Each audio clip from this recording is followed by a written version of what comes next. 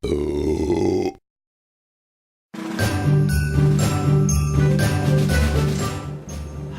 there, folks, and welcome to another edition of Beer 30. My name is Greg.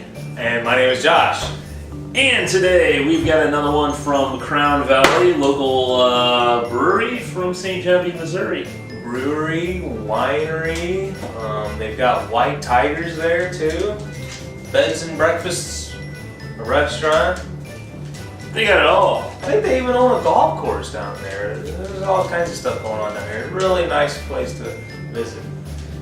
But today we're going to give you a Christmas beer. This one's Sleighbell Spiced, and you can see, I'll probably have to show a close-up later, but up at the top we've got the two from, like Christmas present. It's got a bow on it there. It's beautiful. Nice snowflakes on the very nice packaging. Yeah.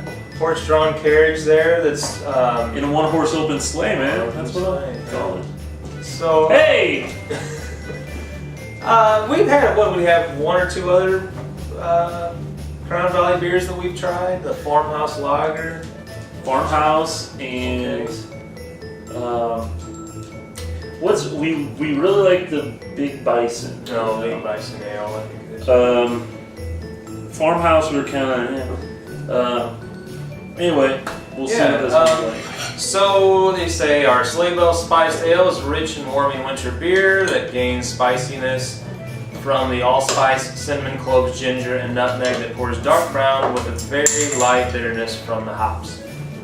For best taste, serve warm. Oh, well, you know good. what? We bought it warm. And it's not very cold, so... Yeah, we chilled it outside, which is very cold outside. It's been sitting outside for about, half an hour, 45 minutes. But it's really not. If I was going to drink an American beer, I wouldn't drink it unless it's warm. No. I think we know what we're going to expect here. Very clovey, spiced. Oh man, that was close. Try not to fail again with your beer pour. We have a pretty good idea what to expect here with this beer.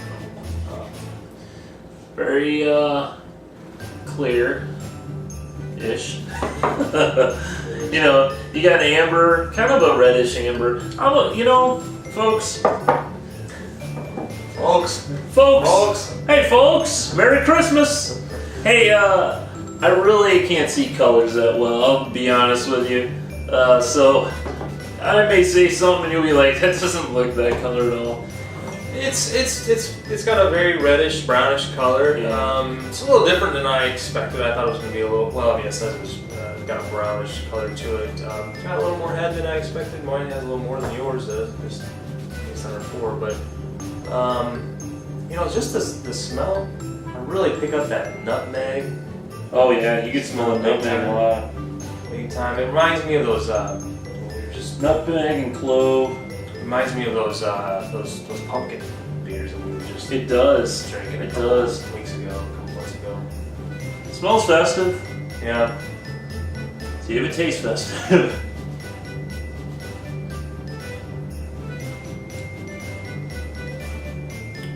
Wow. And we definitely have it at the right temperature, that's for sure. Yeah, and it does very much remind me of the pumpkin. Yeah. Yeah. Without having actual pumpkin flavor in it. Right. Well, I think some of those pumpkin beers that we tasted did have very similar ingredients with the nutmeg and the cloves and the ginger and cinnamon. Shock top maybe comes to mind. Yeah, this almost reminds me of if you took a pumpkin pie but took all the pumpkin out of it. It's almost like all those other ingredients. Yeah, it's like the aftertaste of a pumpkin pie, I guess.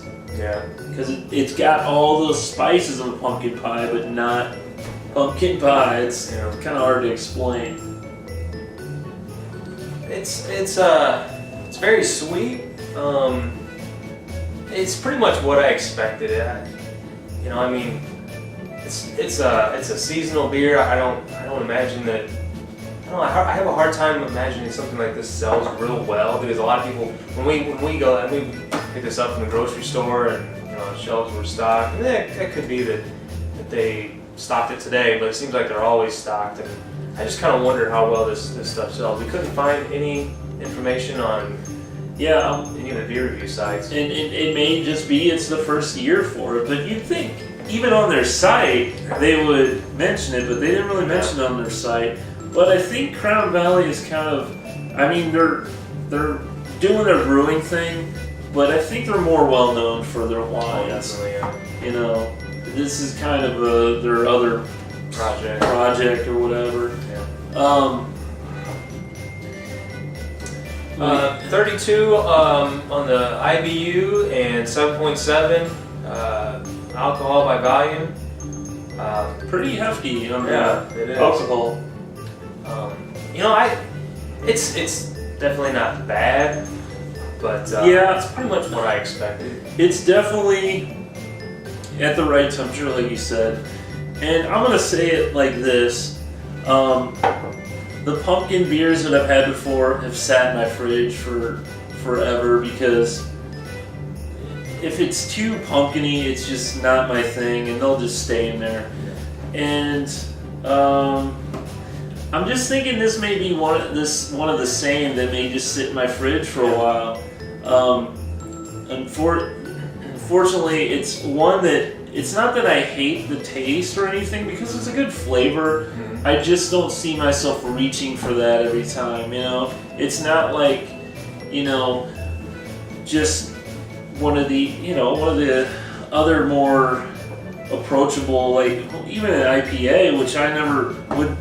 A year ago, I would have never said I'd rather have an IPA than an ale, but this I probably would, and any of the others, this would be my last pick. Right. But it's definitely, I'm gonna have to give it a C for Crown Valley. I totally agree. We'll probably have this one, and then these other 4 that are in the 6-pack will probably sit there for a little while because it's kind of something that's it's a specialty, a novelty. It's something that you're gonna look, it's in a neat box, and you kind of you know what you're gonna expect when you have those ingredients, and they're pretty they're pretty powerful, and it's it's kind of like eggnog. I mean, you have it that one day, and it's like nobody's gonna sit there and drink eggnog with their pizza or different day of the year. So it's kind of hard to probably pair this with something. Yeah, and it's probably just. I mean, it'd be good on its own, just hanging around the fire or whatever. And it's a good fireplace ale, is what I'd say.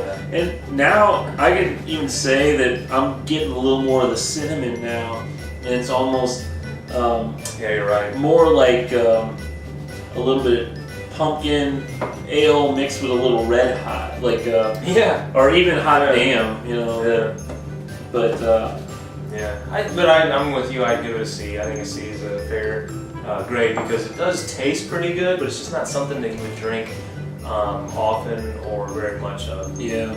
So good to probably grab a 6-pack and take to a family get together. Yeah. Maybe that's kind of what it's marketed towards, because it does have the purchase it as a gift to and from on there. You're in a big party or whatever, you can pass out. you could split them all up, and then it'd probably be fun to try as a group.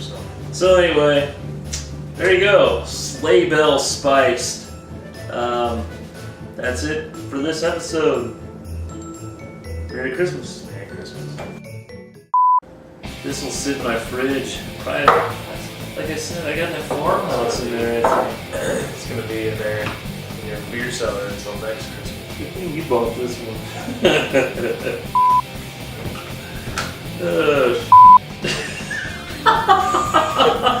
Language.